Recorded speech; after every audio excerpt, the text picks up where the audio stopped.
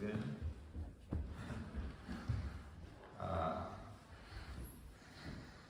I think it's over 5 years when I came here last. And this is a very nice devotional point. So I'm glad to be able to come and have your association. And yeah, I came into London, and then Langenthal, Zurich then president wanted me to go to Zurich. So I came in, and then he wanted me to also visit Geneva. So I went to Geneva, and so we just come from Geneva to do it.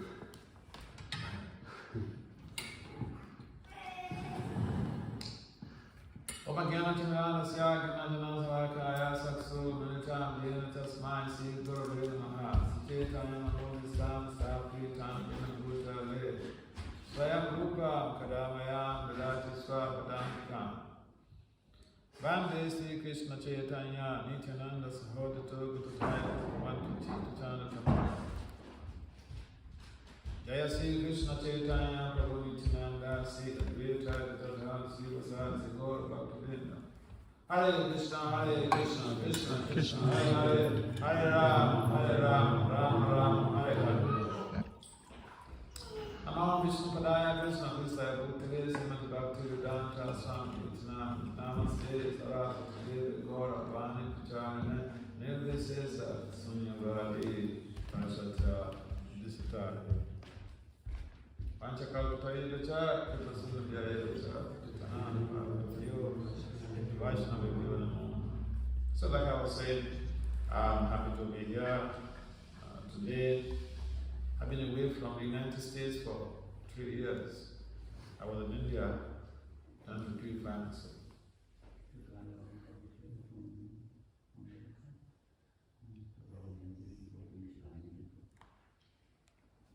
So, but in India also we have very intensive programs, especially in universities.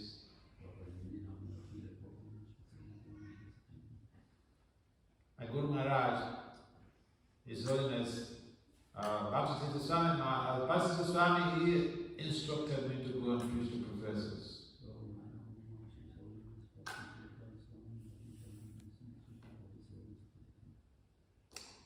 So it's a very challenging service. By the instruction of the spiritual master is the life and soul of the disciple.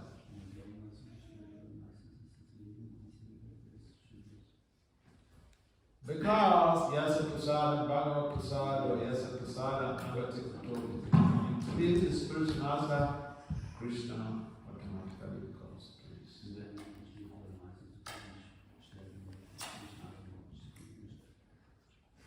So our process is that of serving the great souls. Bhagat Seva, Dharma, Bhakti. When we serve the great souls, the gateway to liberation becomes open.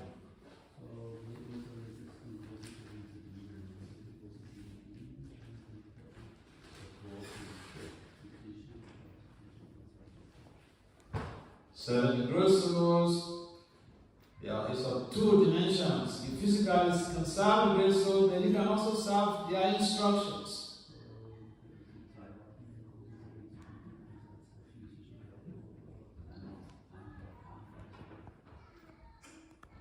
And the sure way of pleasing Lord Krishna is to please your spiritual master.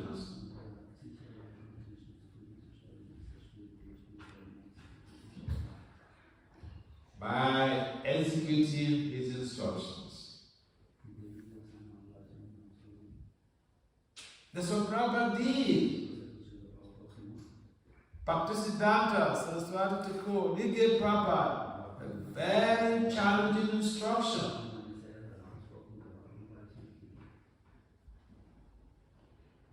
He told Prabhupada, You should print books, publish books in English, and go to spread this mission of Lord Chaitanya Mahaprabhu to the Western countries.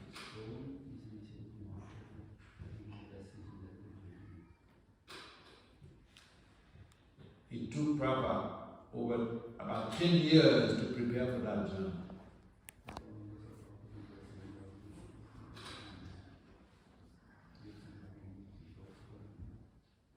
And eventually, he went ahead physically to implement instructions of his spiritual life.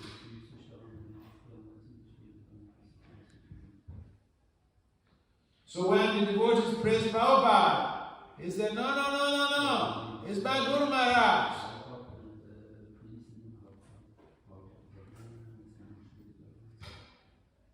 Sometimes spiritual master can give you very difficult instructions.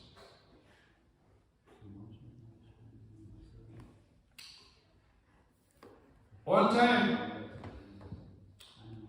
Krishna was with his boyfriends in the groups of Vrindavan, and he called Subha, one of his close friends. He said, Subha, go and bring Radharani right now.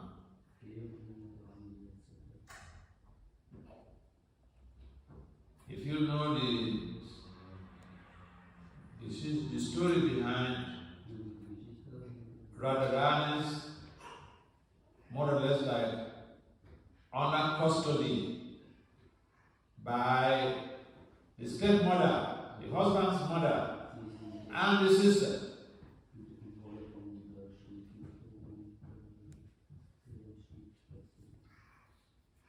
Radharani was being washed like, you can't imagine. She will not be allowed to go out.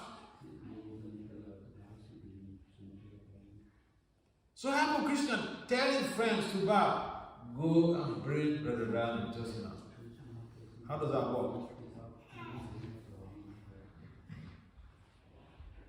Subha did not complain. He could tell Krishna, hey, my friend, Saka, what are you talking about? You know that this girl will not be released from her home.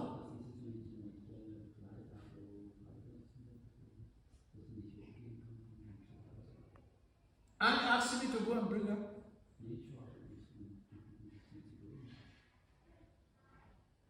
So Baba did not raise those questions with Krishna.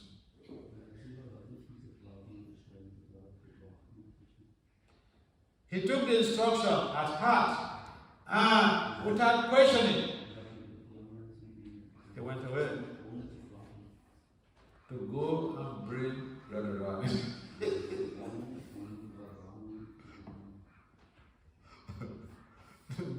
That's practically an impossible task. Because Radharani was being heavily guarded.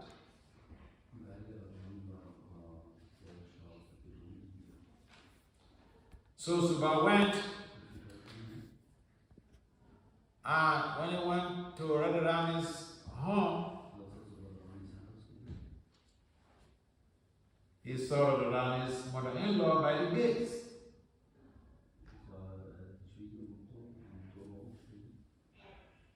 And Subha told Radharani's mother-in-law, Mamaji, one of my cows, cow means baby cow, one of my cows has strayed away. Can I come into your barn, cow barn, to check if my cow is here?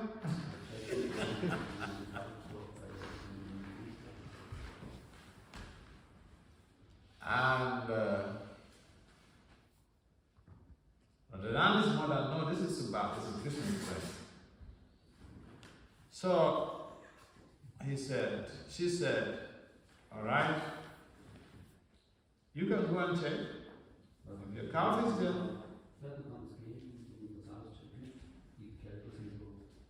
but make sure you do that as fast as possible. And come out right here. Check and come out without wasting time. Come out from this house.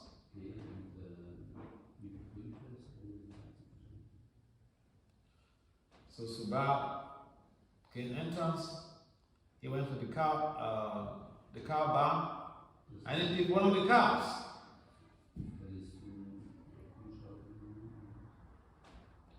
And he went straight to Radharani's chambers, where Radharani was staying with cowhead girlfriends. So when he went there, he met Radharani and said, "Hey, Devi, Krishna wants you right now." Radharani said, "You know, this is not possible."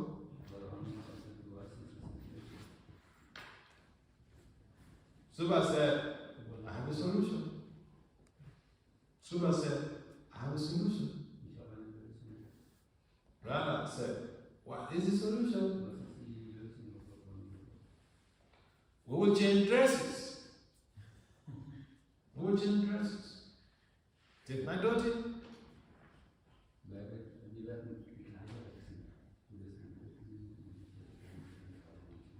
"Wear my dhoti and my kurta. And you have this scarf. Put it around your chest to cover your breast. Hold it by your chest to cover your breast. In this way, your mother-in-law will think it is I, and she will let you go. She will let you go."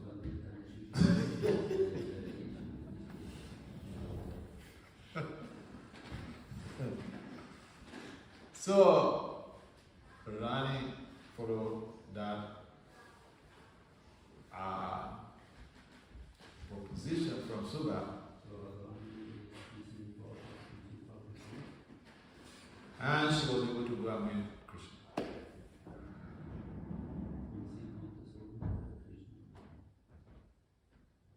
So, what does this mean for us? Here you find a situation where the spiritual man, Krishna is the spiritual master of the whole universe. Yes, Subha is his friend. But Krishna is also the spiritual master of the whole world. So he gave instruction to one of his friends, his disciples. And it was just a difficult task. When the disciple, he executed the orders of the spiritual master successfully. So, here's the takeaway. When the spiritual master gives an instruction, no matter how difficult that instruction can be, the instruction is also encapsulated with appropriate empowerment.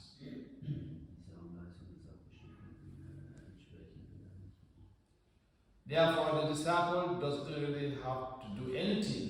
The disciple is simply used as an instrument to accomplish a particular target or goal, and the disciple gets the credit.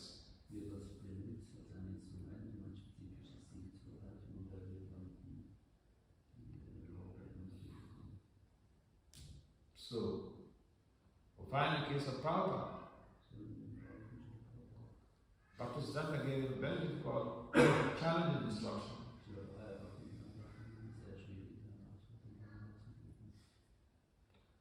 He sat on this instruction and planned on how to execute this instruction for 10 years.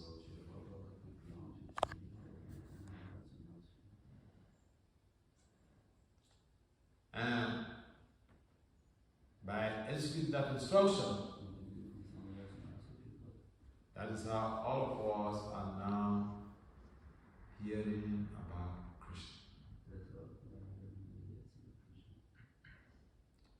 And so, we have to understand the importance of the instructions of the spiritual master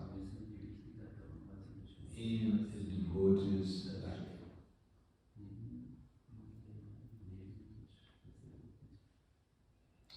So in Bhagavad Gita, Lord Krishna mentions that Vidhi Pranipatena Paripasnena Seva Upadesham Tite Jnana Jnana Tatradasha. We have to approach the aspiring learner, aspiring disciple has to approach the spiritual master. Approach means the person is alive.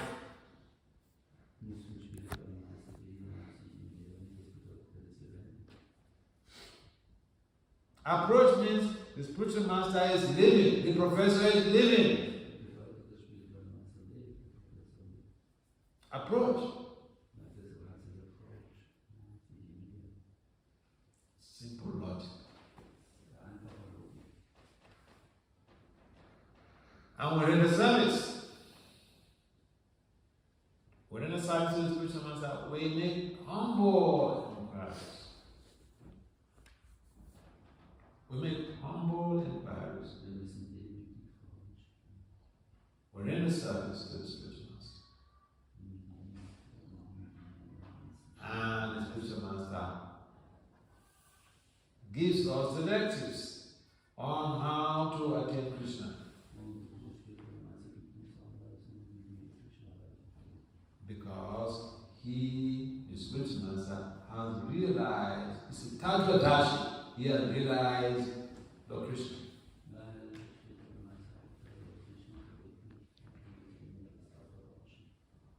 So this is a very simple process, and we don't have to misinterpret the words of Krishna.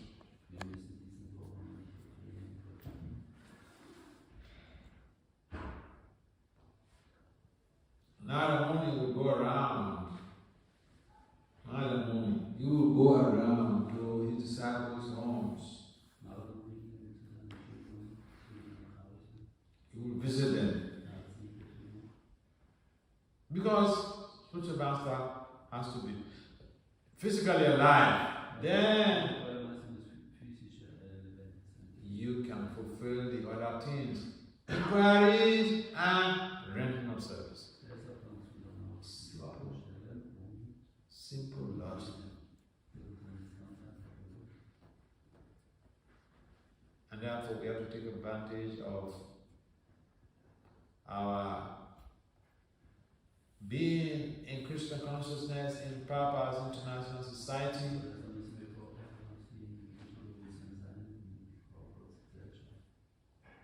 Render service to Prabhupada. Render service to your spiritual master. Render service to the devotees. Because Lord Krishna mentions in the Padma Purana, in his discussions with Arjuna, that service to the devotee is more important than service to him.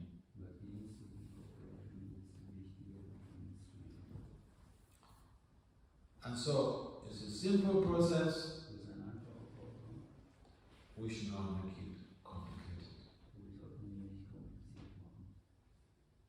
It's a simple process that Prabhupada has left behind. We attend the programs, we chant as minimum of 16 rounds. preferably during the Brahma Muhurta hours.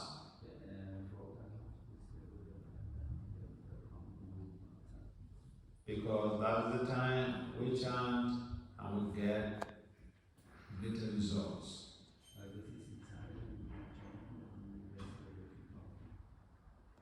In the Brahma Muhurta hours, we can have better concentration.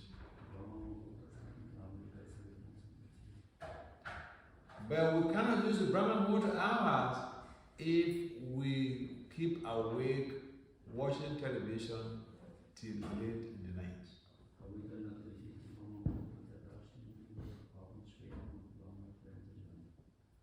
So a devotee means someone who has willpower.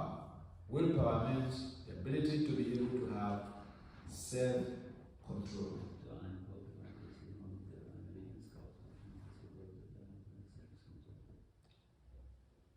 So, in a community like this, we have to understand that everyone is there for each other.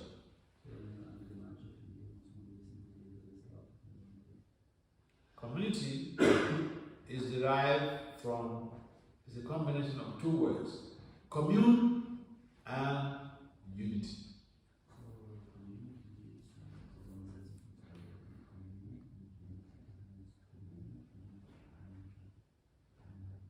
Commune implies to communicate with empathy.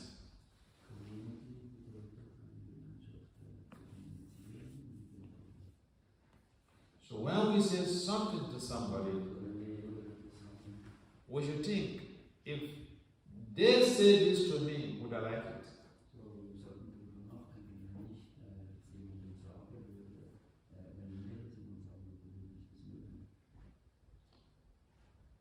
And therefore, it is so important that the empathic communication creates an environment where we are able to come together in unity to do service to Krishna.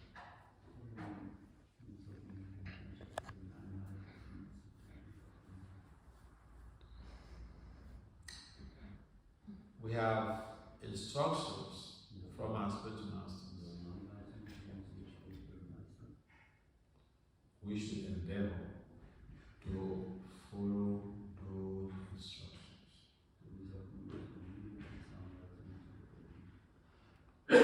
When we follow those instructions given by the spiritual master, we will very easily attain the ultimate goal. Krishna, Prema, Pumato, Mom, pure love for Krishna.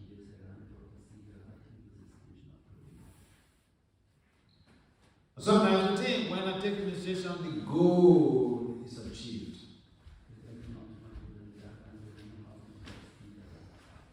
When we take initiation, that is the beginning of the journey. The goal is not yet achieved.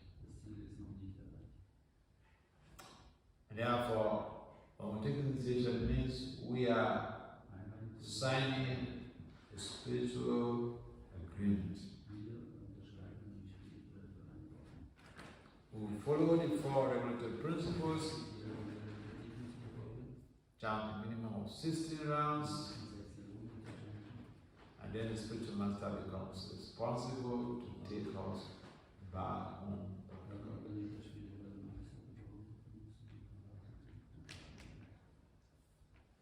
Srila Prabhupada ki Jai. Srila Prabhupada ki Jai. Srila Prabhupada ki Jai. Any comments or questions? Any comments or questions?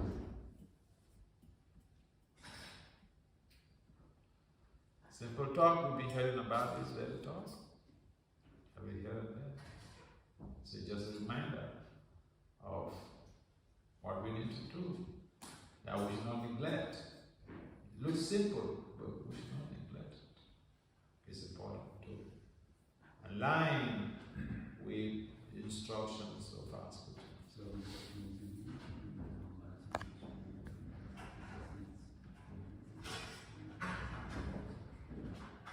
Yes, any comments or questions?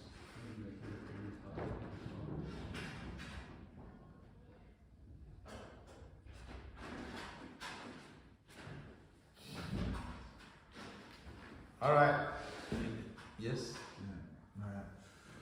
Yeah, I noticed that because you were speaking also about the chanting, and that the chanting is actually much more effective if you actually chant much earlier, especially from 12 o'clock onwards in the midnight hours.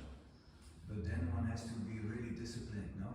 In order to, you have to maybe go to bed at 8 o'clock and then get up at 12, and that is a very difficult task, no? To do like that every day if you wanna, because I noticed that the chanting around those midnight hours is more easy, more effective than if you chant like from 4 o'clock onwards or 5 o'clock onwards. So, but I know some of the Ara Maharajas, they doing like that, or they've done like that, at least during a certain period in their life, like some years, that they were going to bed very early and then getting up as well.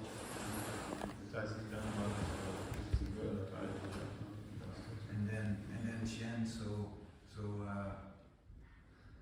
yeah, but it looks like at least sometimes it may be necessary to do that for some time, or maybe not necessary. What do you think about that? That waking up at 12 o'clock is not really necessary, because you are killing yourself. You need rest. The body needs rest. What time you ought to sleep, then you wake up at 12 o'clock? You sleep at 7 o'clock? No, no. 10. Huh?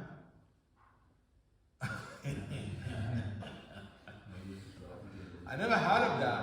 Even the devotees who have been very, very serious with their sadhana, they don't wake up at 12 o'clock. I remember when we joined, every time we joined, we have so many services to do.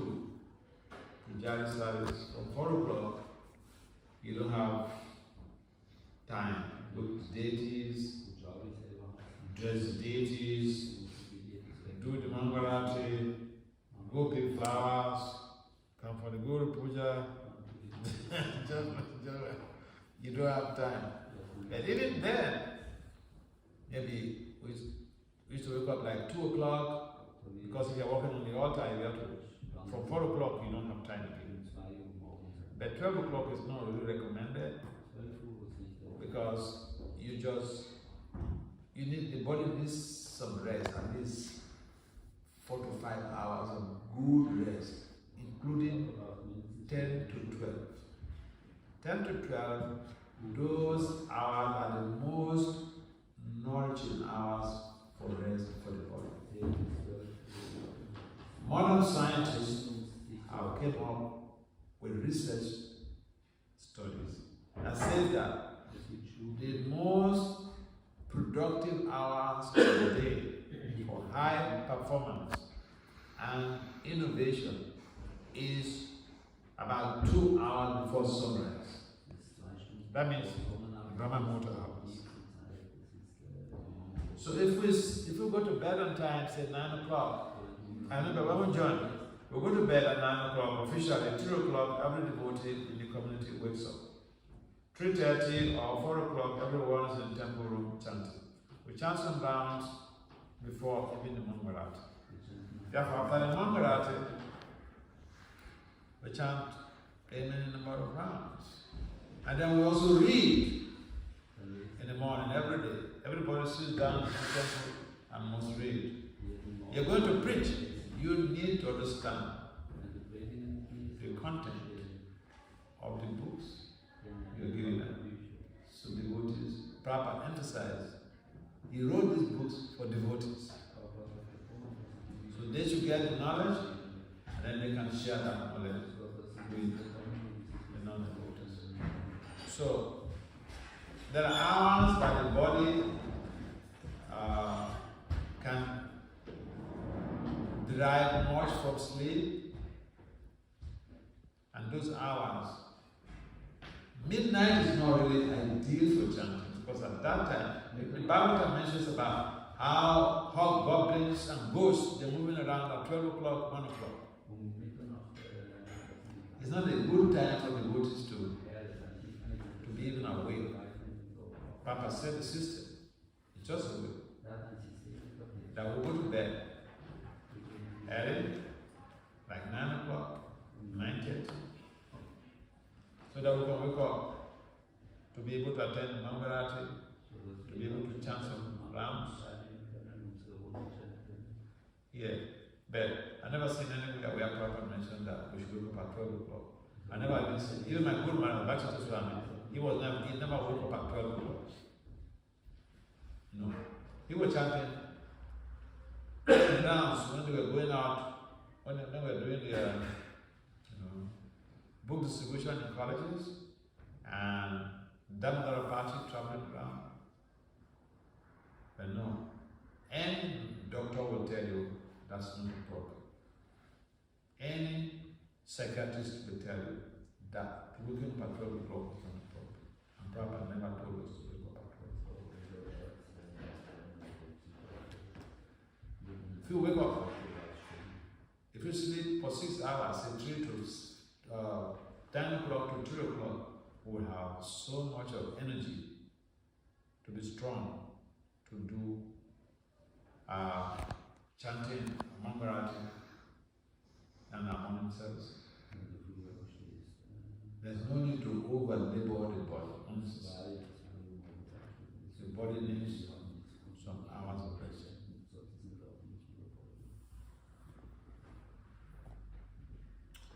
Any other comments?